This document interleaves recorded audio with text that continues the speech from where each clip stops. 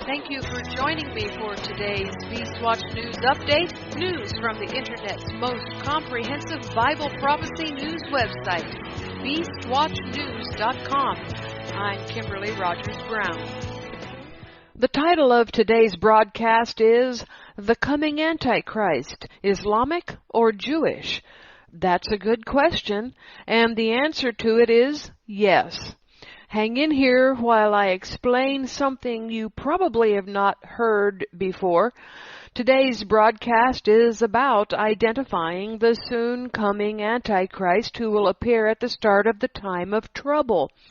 This time period is laid out for us by Yeshua, starting in Matthew 24:15, when the Antichrist desolates or destroys the altar at the halfway mark through the tribulation period. This destruction marks the start of Jacob's trouble. We must properly identify who will destroy the coming temple's altar so we will know the enemy. In a battle, an improperly identified enemy can result in your own destruction, and this coming Antichrist that desolates the altar will be coming to kill everyone who refuses to convert to his religion. However, there is complication in identifying him. Yeshua spoke about this time period in Matthew 24, starting at verse 15. When, therefore, you see the abomination of desolation, which was spoken of through Daniel the prophet, standing in the holy place, let the reader understand, then let those who are in Judea flee to the mountains. Let him who is on the housetop not go down to take out the things that are in his house. Let him who is in the field not return back to get his clothes. But woe to those who are with child and to nursing mothers in those days.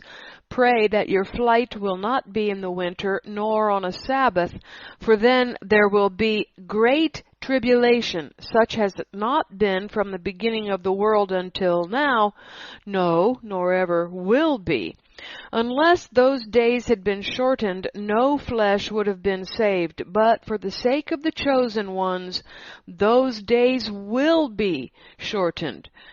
The entire tribulation is 7 years. Let's read that in Daniel 9:27. He will make a firm covenant with the many for 1 week. In the middle of the week, he will cause the sacrifice and the offering to cease. On the wing of abominations will come one who makes desolate, and even to the full end, and that determined, wrath will be poured out on the desolate. The word for week is Shabua, meaning a week of years or 7 years. Yeshua told the disciples the tribulation has 2 parts, sorrows and tribulation. The Greek word for tribulation is Strong's G2347, thlipsis. Another way to translate it is trouble. Let's look at the first half of the Shabua, the week that is coming. Matthew 24:4. Yeshua answered them, "Be careful that no one leads you astray. For many will come in my name, saying, I am the Christ, and will lead many astray. You will hear of wars and rumors of wars. See that you aren't troubled, for all this must happen. But the end is not yet. For nation will rise against nation, and kingdom against kingdom, and there will be famines, plagues, and earthquakes in various places. But all these things are the beginning of sorrows. Then they will deliver you up to oppression and will kill you.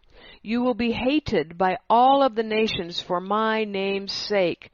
Then many will stumble and will deliver up one another and will hate one another. Many false prophets will arise and will lead many astray. Because iniquity will be multiplied, the love of many will grow cold. But he who endures to the end, the same will be saved. This good news of the kingdom will be preached in the whole world for a testimony to the nations, and then the end will come. Verse 8 says this time period is the beginning of sorrows. Another way to translate the Greek word odin, Strong's G 5604, is birth pains. Some translations use this term rather than sorrows.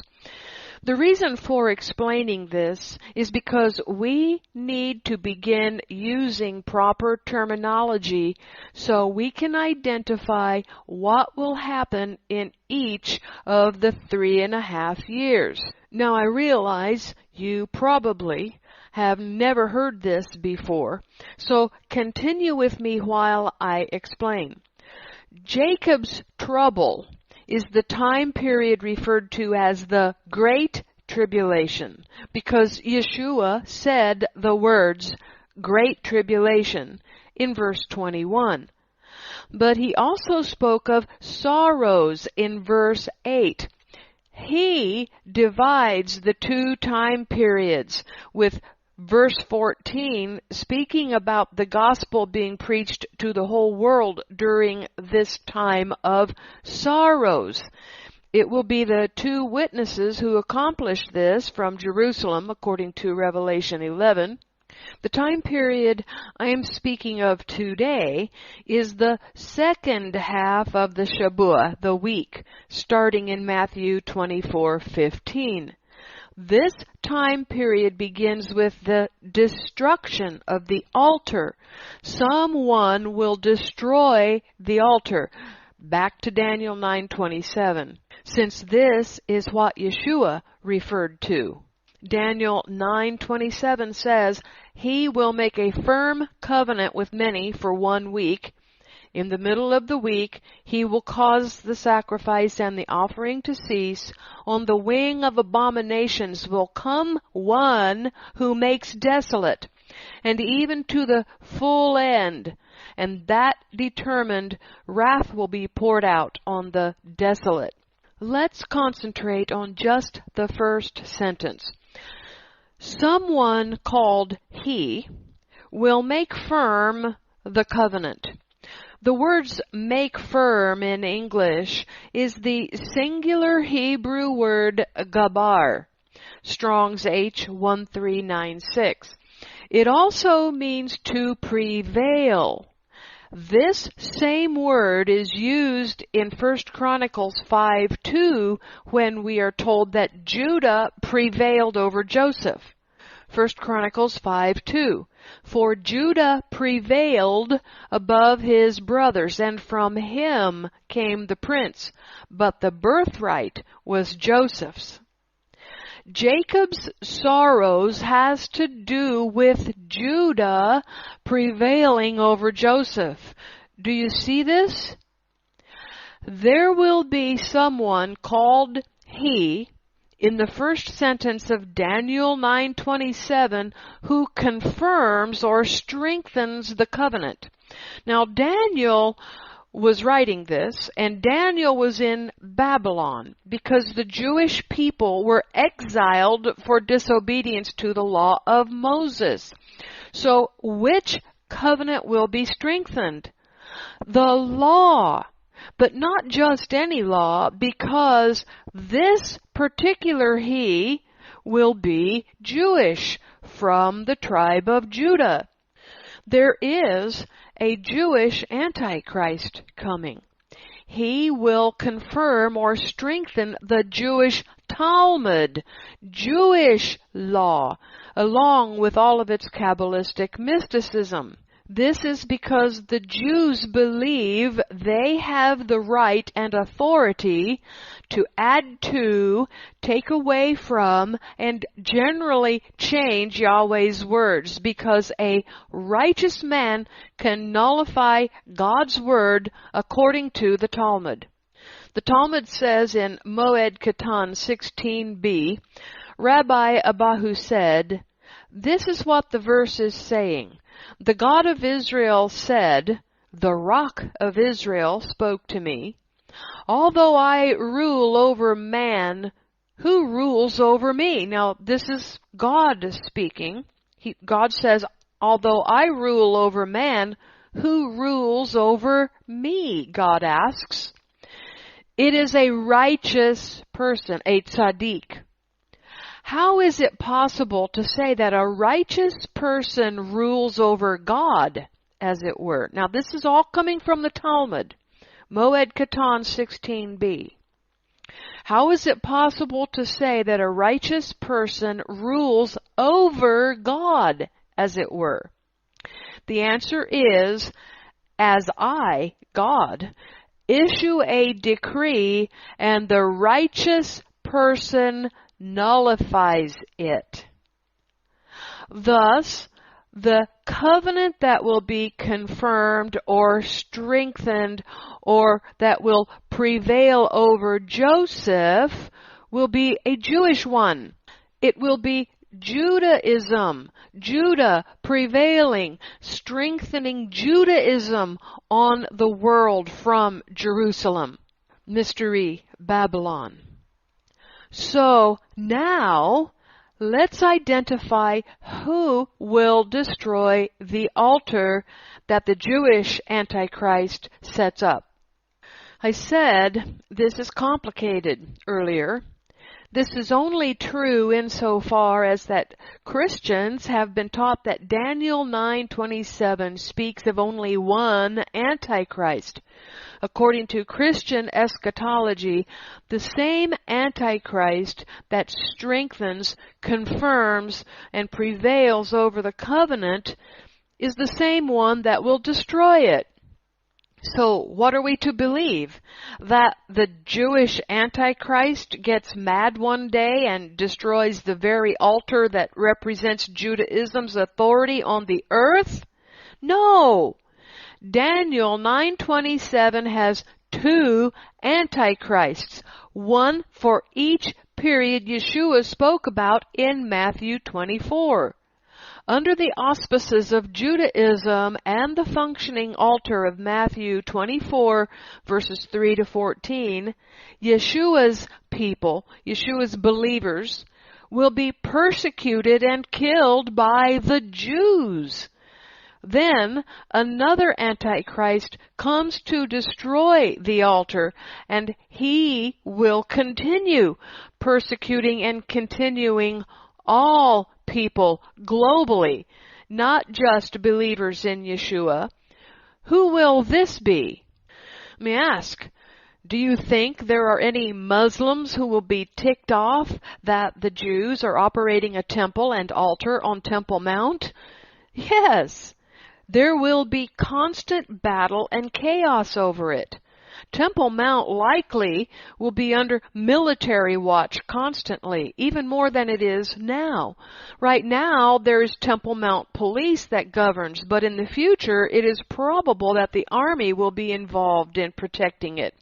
And during this time, the two witnesses will be giving their testimony of Yeshua, being televised around the world so every ear can hear the gospel for 3.5 years. And see the miracles of the two witnesses. There will probably also continue to be skirmishes in the West Bank and elsewhere in Israel. There will be chaos, and Muslims will hate what is going on. But Yahweh Yeshua will be protecting Jerusalem, Mystery Babylon, and the two witnesses through the powers given to them by him. When their testimony is over, the beast from the abyss will kill them, according to Revelation 11:7. And we will see this same beast from the abyss destroy Jerusalem in Revelation 17, verses 7 and 8. The trouble the world has been experiencing to this point will now increase under another Antichrist that kills the two witnesses and destroys the altar. He is the one that Daniel 9:27 says, "On the wing of abominations will come one who makes desolate, and even to the full end, and that determined wrath will be poured out on the desolate." On the wing of abominations is a reference to the first Jewish Antichrist, whose entire reign has been abominable to Yahweh, because he will have sat on Yahweh's throne, showing himself to be God. 2 Thessalonians 2:4. Because this Jewish man will show himself to be God in the flesh. That's what he will be saying, folks. That he's God in the flesh, something that the Jews will not put up with us regarding Yeshua. Yahweh will now have to take action to remove this Jewish man. One, according to Daniel 9:27, or someone will come who will desolate the altar over which this Jewish man Messiah will have strengthened or have prevailed over the covenant. And this one will continue to the full end. In other words, he will finish up the Shabuah, the 7-year tribulation, with its first half of sorrows and its second half of trouble. The first half is Israelite brother against Israelite brother, the house of Judah against the house of Israel. The second half is Esau against Jacob. This is the difference between the two halves of the 7-year period. This coming Antichrist, also called beast, will be Islamic, because that is where Esau has been hiding behind Ishmael's skirts, waiting for his chance to jump out and strike Jacob.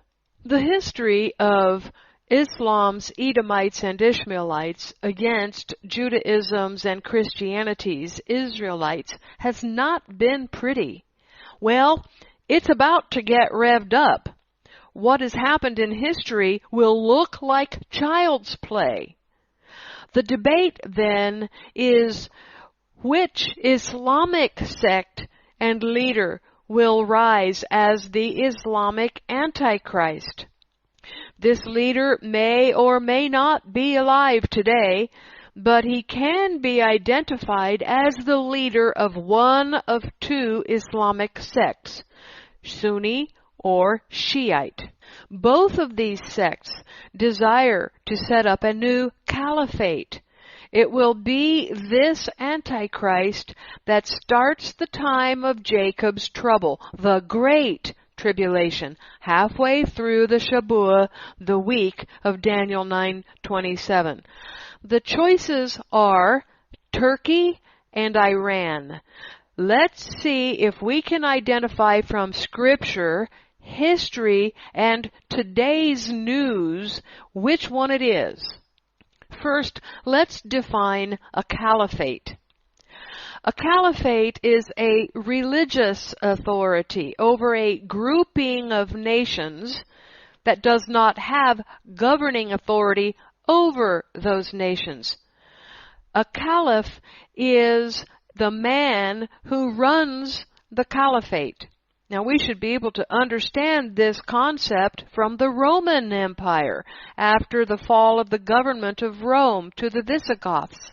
After the Roman government fell and the empire's governing authority was dismantled, Rome's religious authority remained. The book of Daniel will prove to us from which nation this caliphate will arrive, because we will see it in the news and from history too. Now, some say that Turkey will rise again under President Erdogan. Well, let's look at that, starting with something people are finding alarming about Turkey. It appears there may be a resurrection of Turkey as the new caliphate in the offing, and that Turkey's President Erdogan may be the Antichrist. This is because some things have happened in recent years to indicate this could be the case. So, starting with the most recent, this past week, let's take a look. The Turks completed the transformation of the Hagia Sophia Museum, formerly a Byzantine church, into a mosque. The move appears to Christians to be designed to show Turkey's rising authority as a caliphate. According to MiddleEastEye.com, the move heightens Erdogan's popularity with his core Islamic supporters at a time when the coronavirus pandemic is hitting Turkey's struggling economy hard and provides a welcome distraction. And Erdogan is asserting that Turkey will actively seek a new world order in which it has influence and authority commensurate with its civilizational status and modern-day achievements, according to Arab News. Turkey is also at war in Libya, a situation that arose just last year. Turkey created a military and maritime deal with Libya. Ankara and Tripoli, Turkey and Libya, signed the agreement so Turkey can do gas and oil drilling in its mutually held waters with Libya. And at the same time, they created a military treaty between them, an exchange. You get to drill if you come help me fight this war. The odd thing about Turkey and Libya's maritime agreement is that no one in the world ever thought these two nations shared a mutual maritime border, but lo and behold, they do. That is, if no Mediterranean islands stand in the way between them. Until they created this new maritime agreement, few realized the two countries had such a maritime border because the Greek island of Crete was in the way. But you see, Turkey does not regard islands as having economic exclusivity stretching up to 200 miles beyond territorial waters. Thus, Turkey thinks its maritime border stretches all the way to Tripoli. Tripoli, Libya's capital, now shares this view, even though the administration clutching to power in the Libyan capital controls much less than half of territorial Libya at present, and not even the bit of Mediterranean coastline used to justify the claim. At the time of this cartographic surprise, some speculated that Turkey wanted to annoy Greece yet again, in order to claim that it regards as its share of potential lucrative natural gas reserves at the eastern end of the Mediterranean Sea. And merely annoy Greece is not exactly the idea either. Turkey is threatening war with Greece. Greek and Turkish fighter jets engaged in mock dogfights this week over the Greek island of Castellorizo, just a mile and a half from the Turkish coast, causing tourists to flee. Greece, it seems, is rattled, as is everyone else, over Turkey conscripting the Hagia Sophia Museum to be a mosque. Thus, the two nations are also word-fighting in the airwaves and dog-fighting in the skies. Second, Turkey's military agreement with Libya was created so that Turkey could enter Libya's civil war. Turkey's presence in Libya is a threat to the U.S. and one which allows Russia to also threaten U.S. forces in a territory other than Syria. According to Bloomberg, Russia has a big strategy in mind for Libya and Africa. This brings us to Daniel 11, verses 40 to 45, which tells us that the king of the north will attack Libya and the North African nations. Now, Russia and Turkey have been leaning toward each other for a few years, but Russia has an alliance with Iran that has greater weight than the Russia-Turkey cooperation going on in Syria. It is these activities, plus the fact that Russia has been an enemy of Israel ever since the Gaza Freedom Flotilla of 2012, that makes people think Turkey is rising as the next Caliphate and will bring the Islamic Antichrist. Relations between the countries have always been rocky, but Turkey completely severed relations with Israel after the incident on the Mavi Marmara, a Turkish-built passenger ship that was used by Turkish militants in favor of the Gazans and the Freedom Flotilla. Israel boarded the ship, and some of those Turks, who were not civilian passengers, were killed. Now, Israel has since paid Turkey restitution for the Turkish lives lost, but that has not made relations better. The fact is that Turkey wants to occupy Jerusalem again, just like it did before the Ottoman Empire was dismantled on November 1st, 1922. Turkey is viewed as an existential threat to Israel by some people, and Turkey is a threat to Israel. Turkey is also a threat to NATO, to which it belongs, and the United States. Turkey has not been much of an ally to the U.S. over the years and has even threatened to close the U.S.'s use of its Incirlik base for fighter jets to fly over Syria. So Turkey is making unilateral moves, attempting to revive the Ottoman Empire, and people are right to be concerned. But we have to look at who Israel thinks is more of an existential threat to them, Turkey or Iran. Well, Israel believes Iran is the existential threat. For anyone, mostly Bible prophecy watchers, to assert that Israel doesn't know what it is talking about is absurd. Yet, this is exactly what some people are doing when they claim that Turkey, not Iran, is Israel's real existential threat. Turkey is an existential threat to Greece, though. Daniel 11 is the chapter on the kings of the north and south. In that chapter, there are only 2 kings of the north, even though there are 4 king of the north incidents. Only 3 of these have transpired. The 4th one, starting in Daniel 11:40, is yet to be fulfilled. The first king of the north is Persian. The next 2 are Greek. The 4th king of the north is unspecified, but if we follow the pattern in Daniel 11, we will see that there are only 2 choices. The next king of the north will either be Persian or Greek. Erdogan somehow understands this. It's probably subconscious and in his DNA that he feels the need to be at war with the Greeks.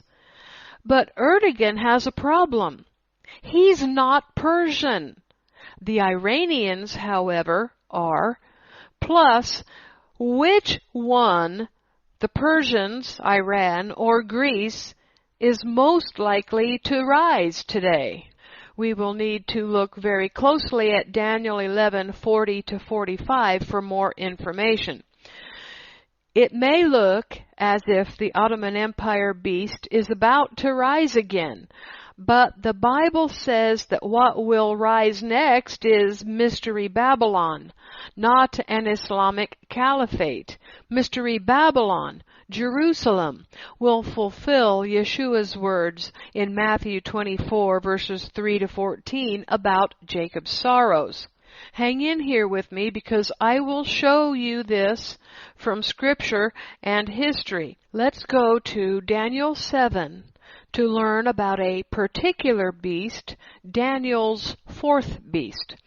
There have been 10 major caliphates that correspond to Daniel 7's 10 horns on the iron beast.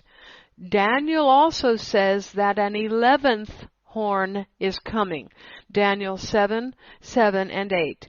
After this I saw in the night visions, and behold, there was a fourth beast, awesome and powerful and exceedingly strong. It had great iron teeth. It devoured and broke in pieces and stamped the residue with its feet. It was different than all the beasts that were before it. It had 10 horns.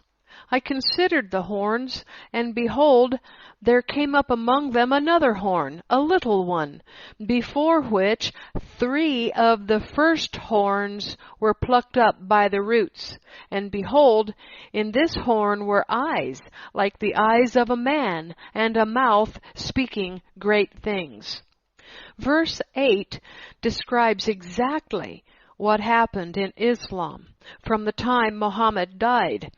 Islam split into 2 factions, the Sunnis and Shiites, which have had war with each other over the rightful succession of authority after Muhammad ever since.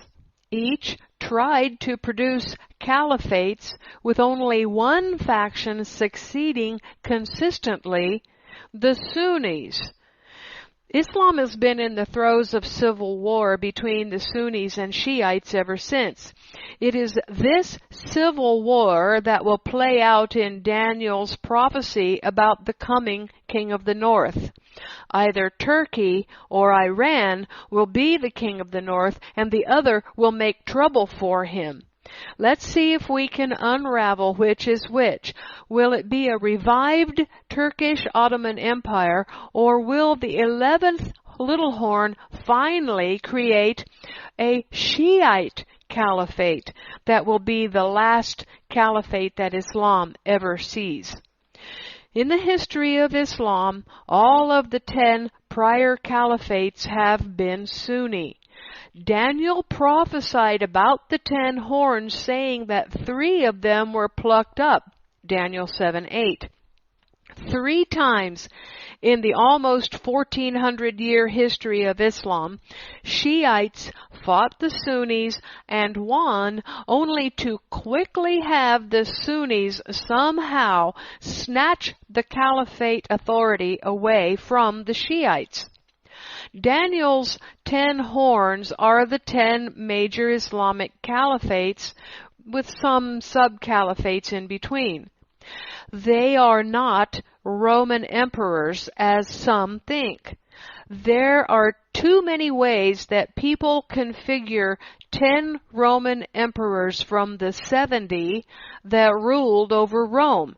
There is no clear way to determine which 10 belong on Daniel's 10 horns.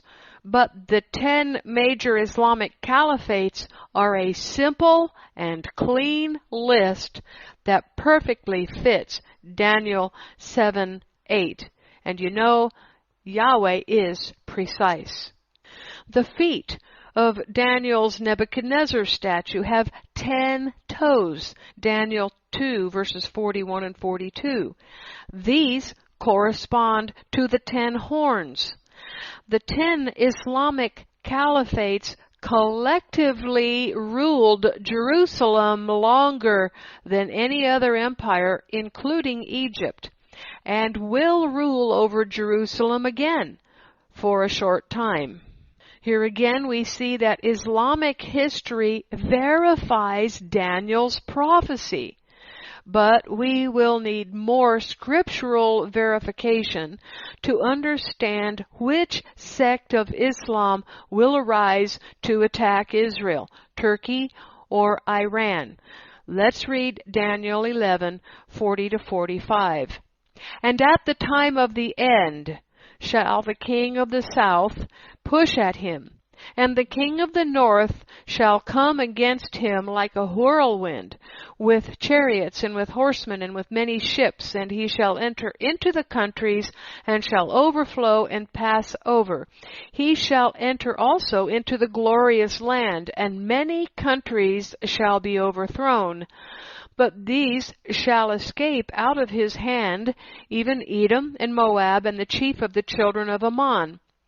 He shall stretch forth his hand upon the countries, and the land of Egypt shall not escape, but he shall have power over the treasures of gold and of silver, and over all the precious things of Egypt, and the Libyans and the Ethiopians shall be at his steps. But tidings out of the east and out of the north shall trouble him. Therefore he shall go forth with great fury to destroy and utterly to make away many. And he shall plant the tabernacles of his palace between the seas in the glorious holy mountain. Yet he shall come to his end, and none shall help him. Now let's unravel the countries and the many countries of verses 40 to 42 includes among them Saudi Arabia that will be overthrown. I mention this here because this one is an important piece of the puzzle.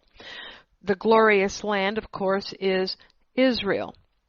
Part of our understanding will come from knowing the geography of the Middle East.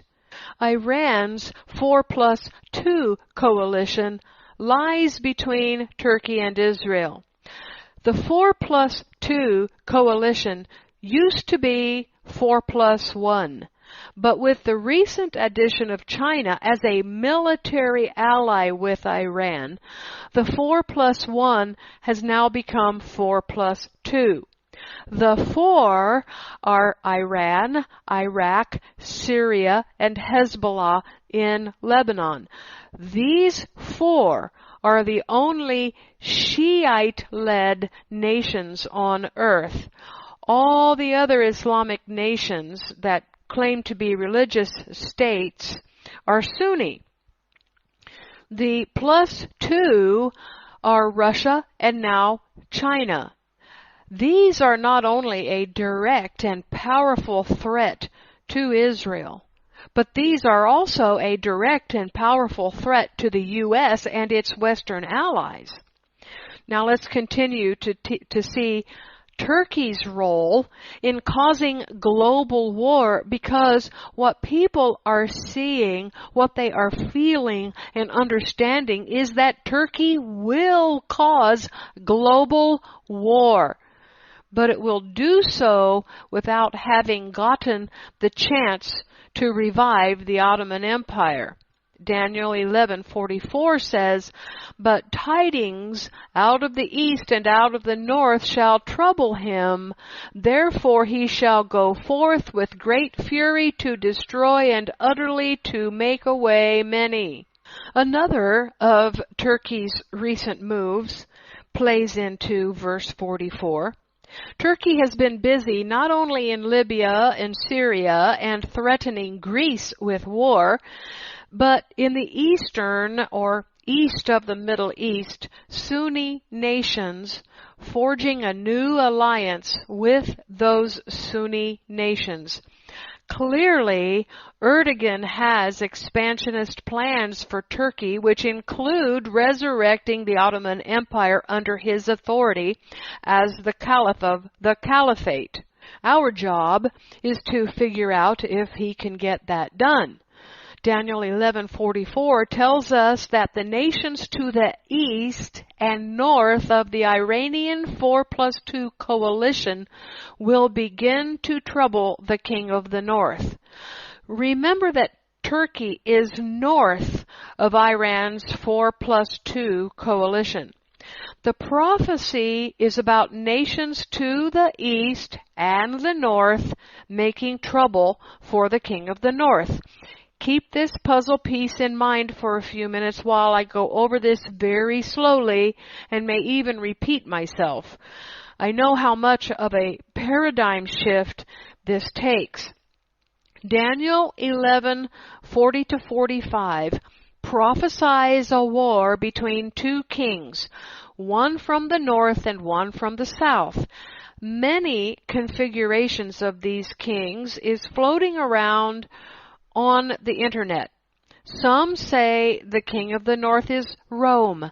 Some say the king of the north is Europe. Some say it is Turkey. Some even say it is Russia. Look at the map. I'm going to put the picture of the map in the podcast. Which nation is directly north of the 4+2 coalition? Not north of Iran. North of the coalition. Turkey. Half of Turkey's border sits on the 4+2 coalition of Iran, Iraq, Syria, and Hezbollah. This coalition is also directly north of Israel, or should I say, directly south of the 4+2 coalition. Watch the news. Who is aggravated with Israel? Turkey or Iran? Iran. Turkey is angry with Israel, but has not been consistently threatening Israel the way Iran does. Yes, Turkey threatened to wipe out the Jews in 2017. The country making consistent threats is Iran. Israel is already at war with the 4+2 coalition, but is not at war with Turkey.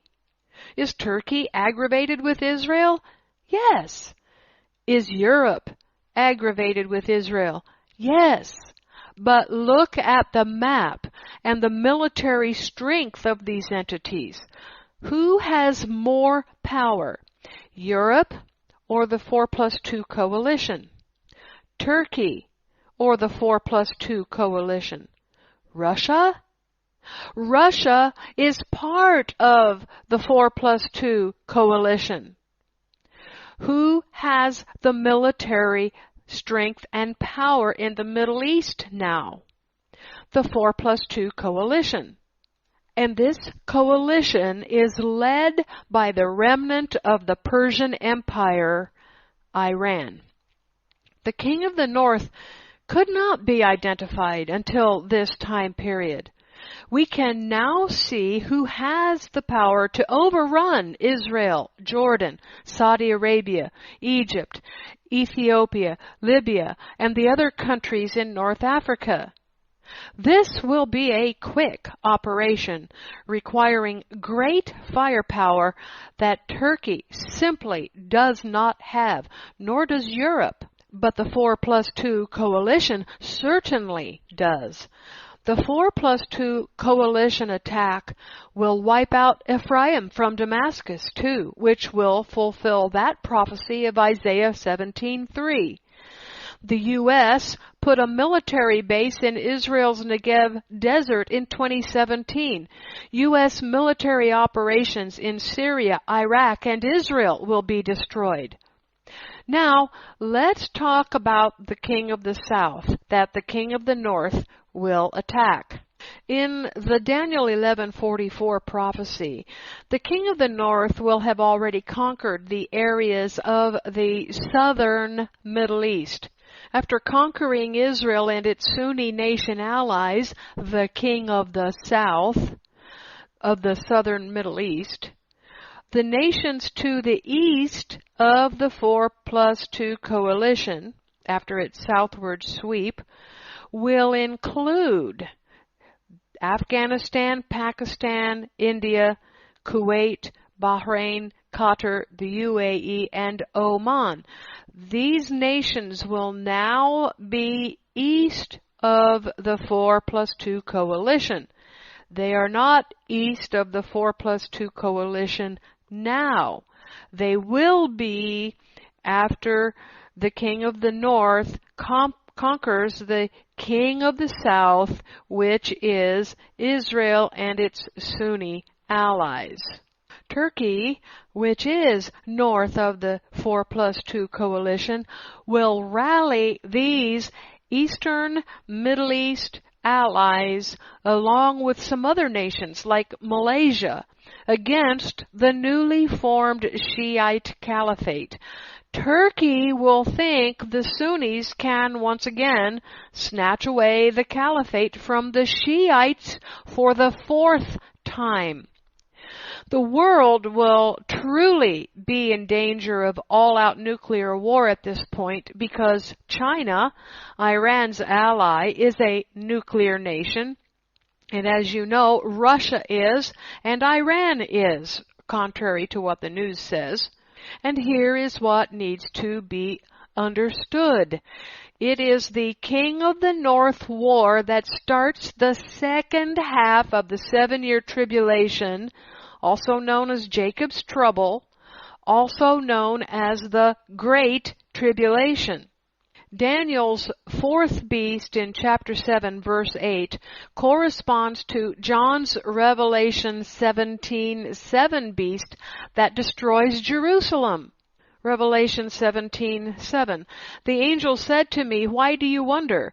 I will tell you the mystery of the woman and of the beast that carries her, which has the 7 heads and the 10 horns." How many heads does Daniel's 4th beast have? Daniel does not say. But what he does say is that his 4th beast has 10 horns.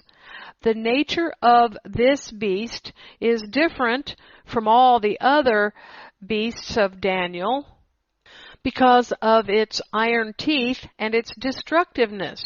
Now, why does this Revelation beast come out of the abyss? Because it was put away for a time on November 1st, 1922, when the Ottoman Empire was dismantled. Revelation 17 verse 8 says, "The beast that you saw was." Yes, this beast was. It was the 10 caliphates that ruled over Jerusalem for over 1,300 years until it was dismantled as a condition of World War I. And in John's time, this beast was not yet. It was still in the future long after John died. Revelation 17:8, and is not in John's time. Revelation 17:8 then says, "And is about to come up out of the abyss." This Islamic beast must return as Daniel 7:8's little horn. It has eyes and a mouth like a man. This horn is specific. The other 10 horns do not have eyes and a mouth that speaks great things, but this one does. It can speak because this beast is the Antichrist empire of the second half of the 7-year tribulation period, and its Antichrist sees and speaks. When it comes up out of the abyss in Revelation 11:7, its first act is to destroy Yahweh's righteous 2 witnesses to get them out of the way. See, this beast in Revelation 17:8 is the same beast that will attack and kill the 2 witnesses. Both scriptures speak of this as the beast that comes out of the abyss. Iran, ancient Persia, is largely comprised of Esau's grandson Amalek's descendants. Amalek's tactic been to attack when Israel is weak. This is why Deuteronomy 25 says we are to kill them in every generation, something that we have not done for the last 3,500 years. Deuteronomy 25:17. Remember what Amalek did to you by the way as you came out of Egypt, how he met you by the way and struck the rearmost of you, all who were feeble behind you, when you were faint and weary, and he didn't fear God. Therefore it shall be, when Yahweh your God has given you rest from all your enemies all around in the land which Yahweh your God gives you for an inheritance to possess it, that you shall blot out the memory of Amalek from under the sky. You shall not forget. Turkey is not Persian, nor is Turkey Amalek, but Iran is both. So Iran, Amalek, the 4+2 coalition will see its opportunity with the two witnesses and will strike, passing through all the Sunni nations in the southern Middle East and North Africa. It will be striking the king of the south. In recent years, Israel and the Sunni nations in and around the Middle East have begun warming up to Israel and have formed an unofficial alliance of Sunni nations with Israel directly south of the 4+2 King of the North coalition. Iran and Saudi Arabia hate each other. Iran is Shiite and wants to rule the world under a Shiite caliphate. But Saudi Arabia controls the two most prized cities in Islam, Mecca and Medina. The Shiites want that territory. How do I know? Well, Iran's proxy military, the Houthis in Yemen, which makes up 75% of Saudi Arabia's southern border, keeps lobbing missiles at these two cities.